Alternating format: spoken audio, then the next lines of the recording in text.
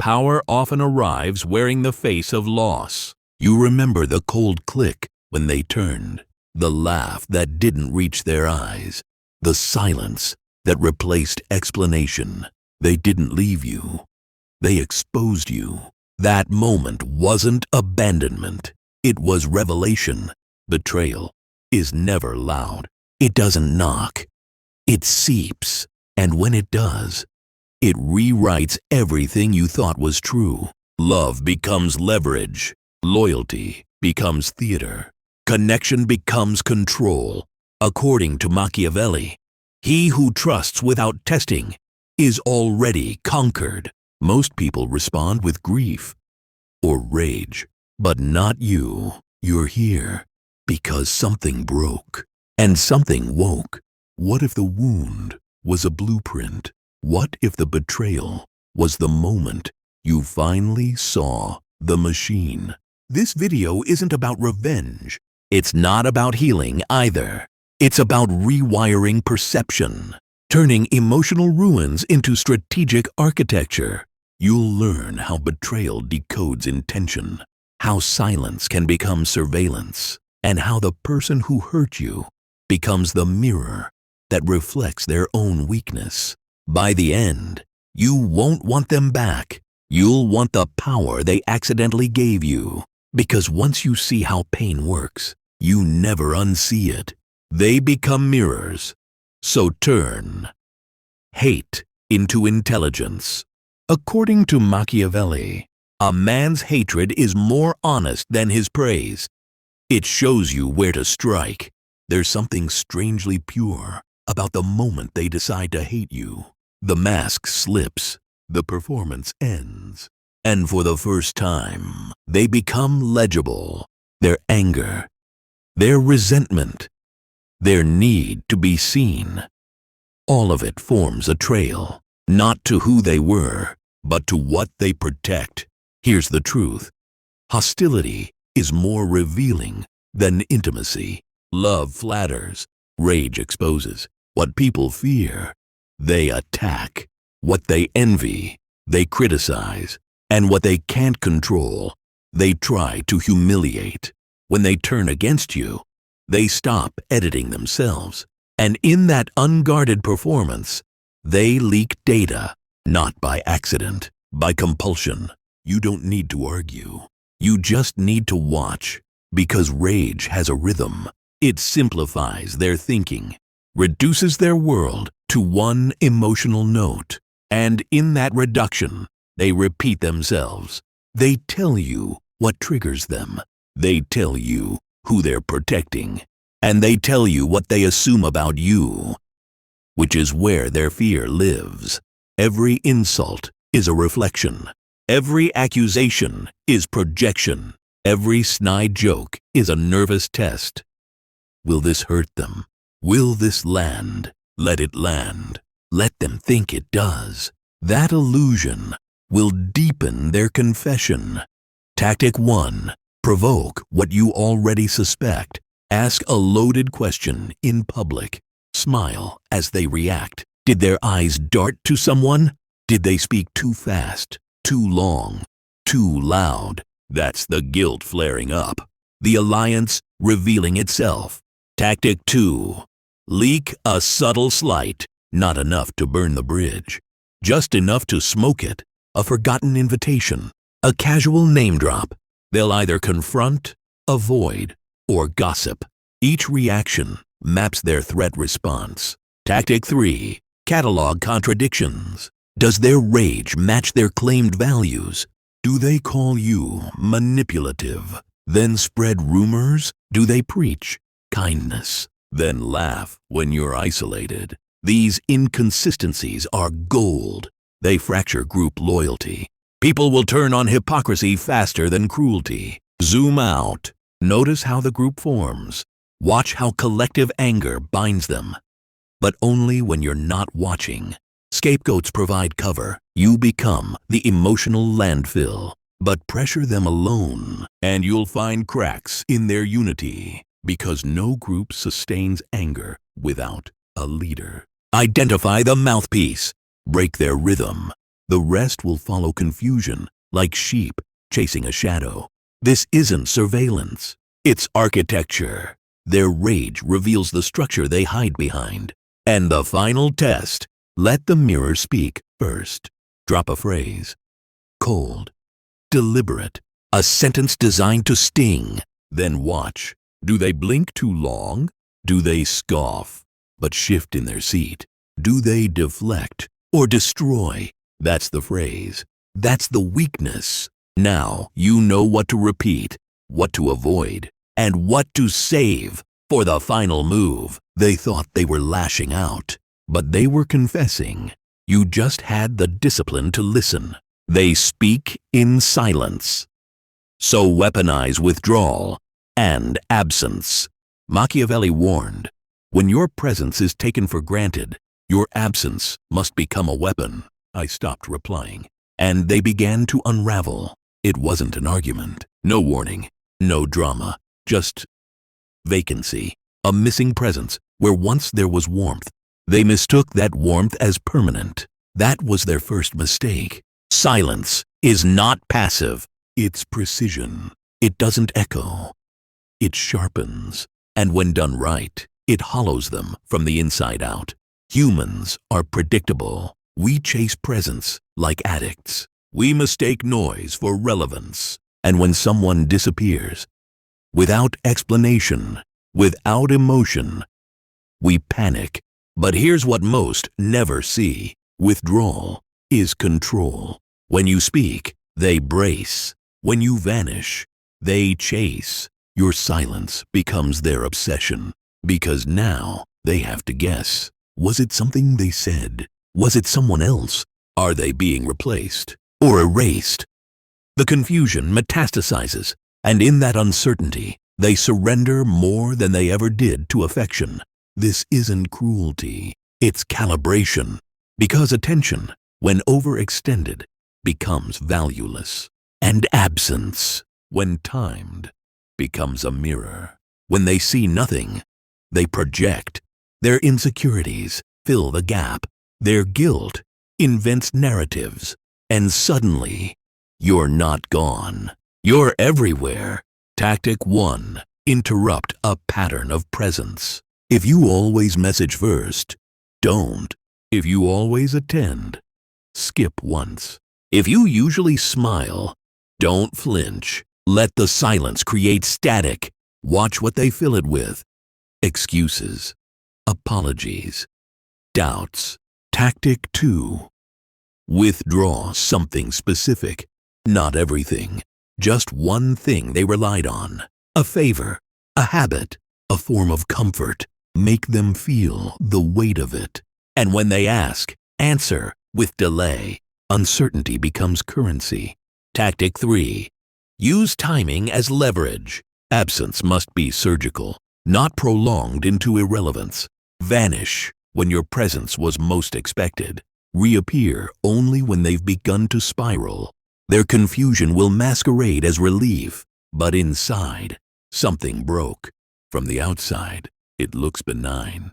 A missed invitation, a quiet exit from a group. No messages, no conflict, but inside them, a storm brews. Because humans don't fear abandonment. They fear irrelevance. And by withdrawing without explanation, you make them question their worth. Behavioral psychology calls it intermittent reinforcement, the most addictive reward cycle. Give, pull away, give again. Each absence increases your psychological value. They begin to associate you with internal instability, and they start working to stabilize you, just to calm themselves. Watch their language. It changes. What did I do? Are we good? Let me know if I crossed a line. These are not questions. They are surrenders. You've reversed the gravity. Now they orbit you, not because of love, but because of withdrawal-induced dependency.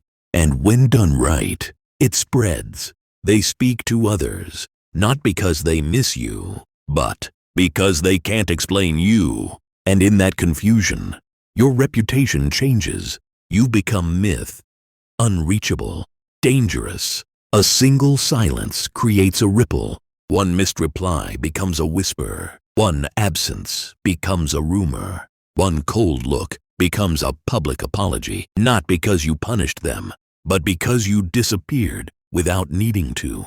Machiavelli said, "The absent are always in the wrong, unless they return with power. So vanish, but when you return, do so as the one they fear losing again. Reward the snake. Turn opposition into trained utility." Machiavelli advised, "It is safer to bind a traitor with favors than with threats, because a man who owes you will betray less willingly than one who fears you. Every enemy has a price, but you don't pay it in gold. You pay it in the illusion of autonomy. You don't buy the snake. You feed it. Small doses, in public, just enough to make it stay. Opposition is not permanent. It's transactional. People betray not out of principle, but for position, status, access, recognition. Loyalty is a luxury they perform when it serves survival. So I watch them. The one who slandered in private, who laughed when I fell. I don't punish. I promote, but not to power, to proximity, close enough to taste opportunity, far enough to know it's not theirs yet. This is not forgiveness. It's architecture.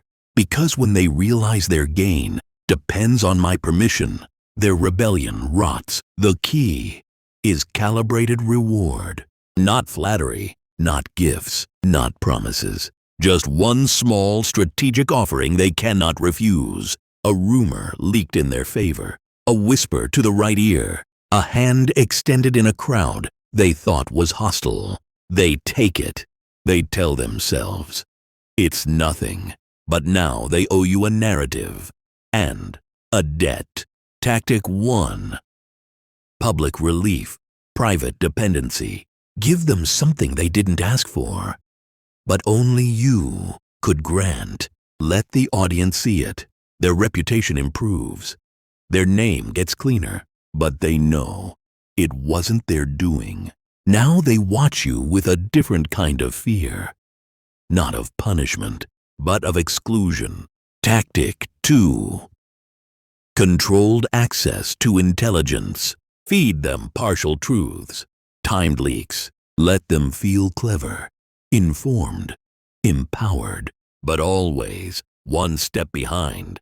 They become addicted to updates, to approvals, to being in the room. That hunger rewires allegiance. Tactic 3. Reward hesitation. Punish boldness subtly. If they try to leap, ignore them.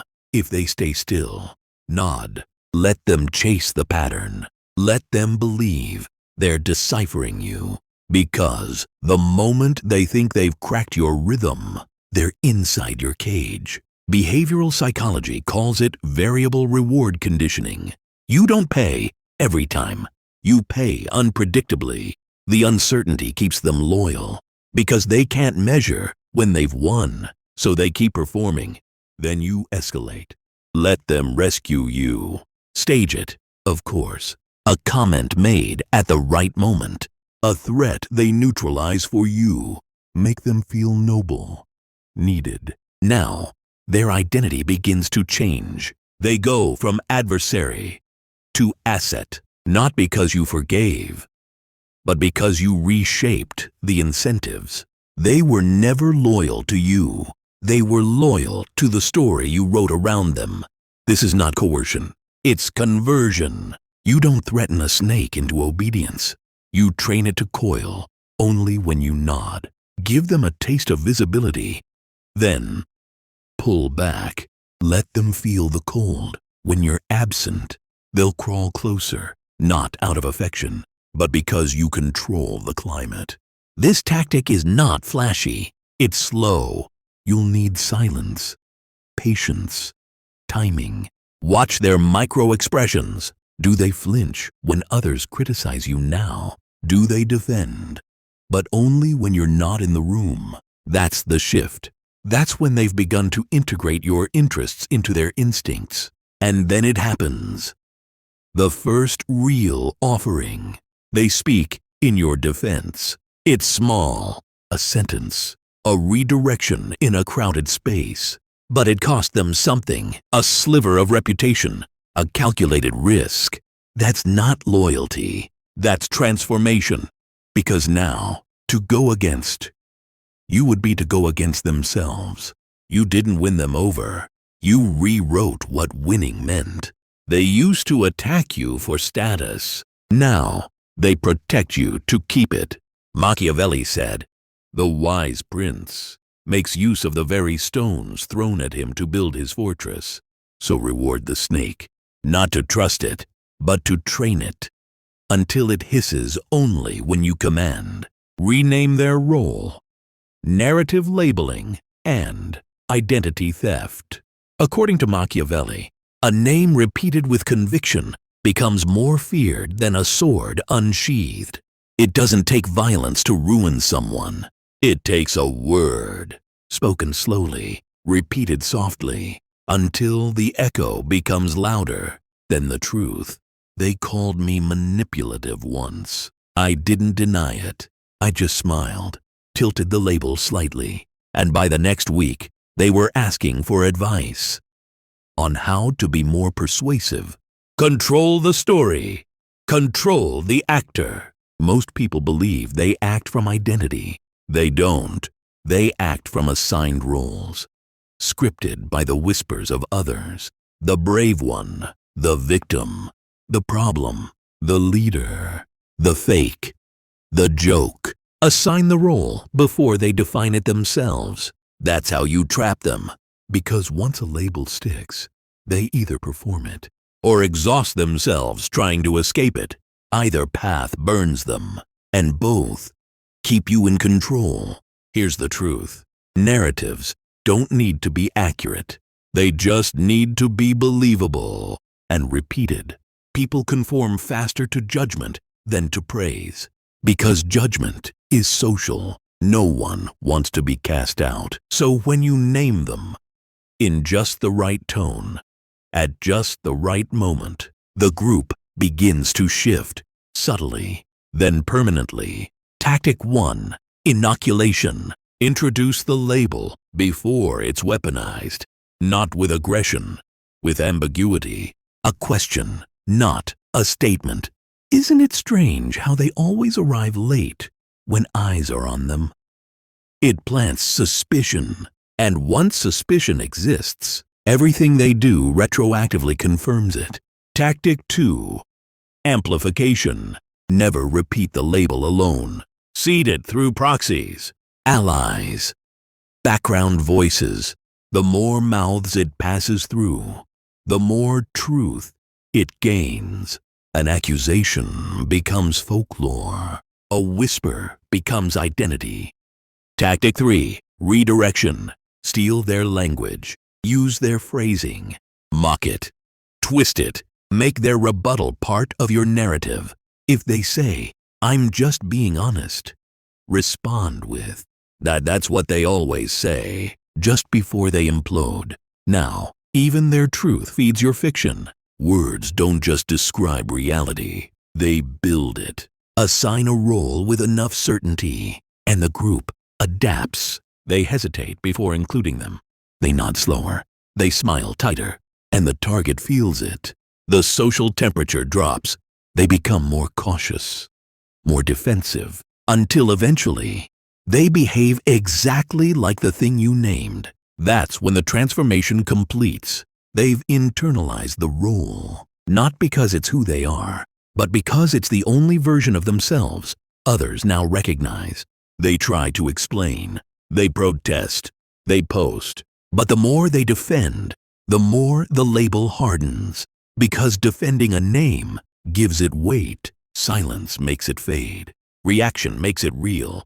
Machiavelli said, "One controls best, not by force, but by the reality others believe." So whisper once, repeat twice, then step back. The group will finish what you started, and the person you renamed will live inside the name you built. Chains of quiet service. building dependency through small obligations. Machiavelli advised, "A man bound by fear will flee.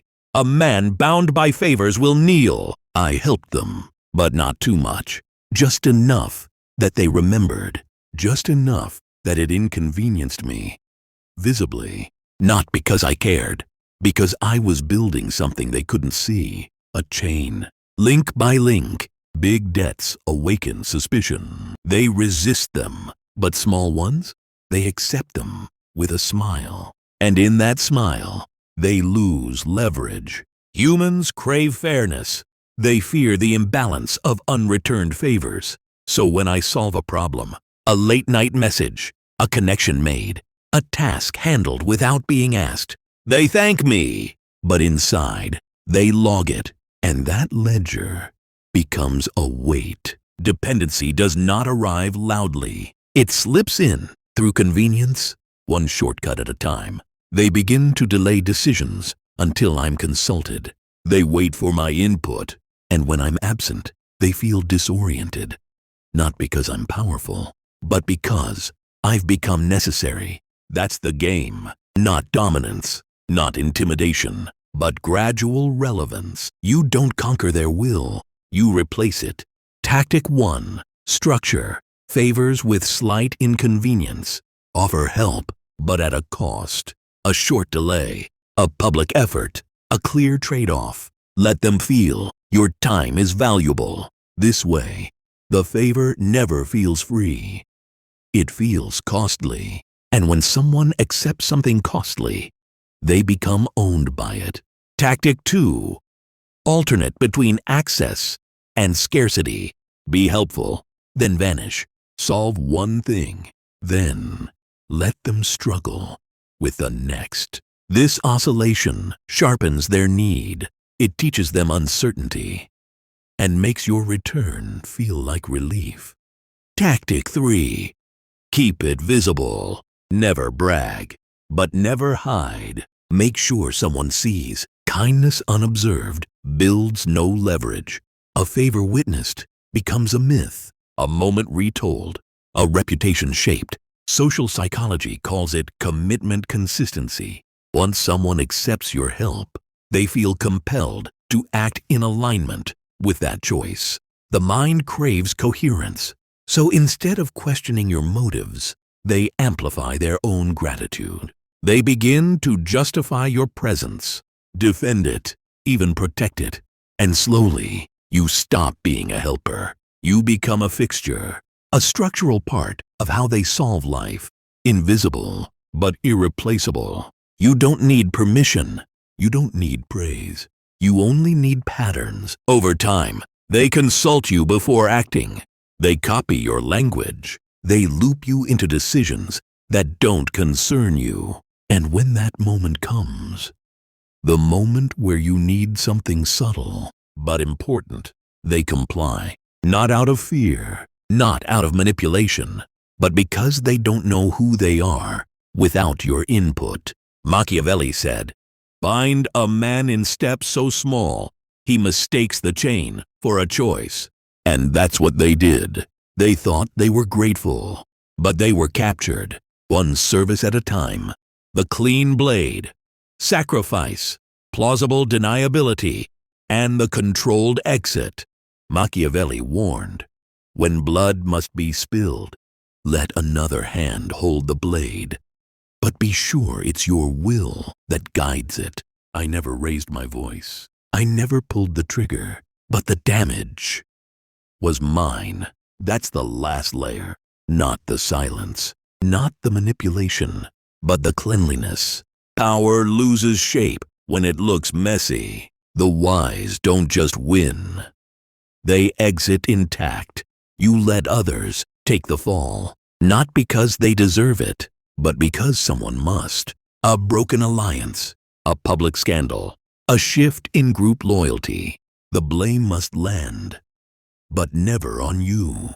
And so, I offer the blade to the crowd. I let it graze skin, never bone, just enough to bleed, just enough to satisfy the ritual of accountability. Here's the truth. People don't want justice. They want closure, and closure only needs a body, not the truth. So give them one. Tactic 1. Design a fall guy narrative. Build a trail that leads away from you. Emails, whispers, suggestions seeded weeks before. Then, when the collapse comes, point to the predictable target. They'll believe it because you prepared them to. Tactic 2.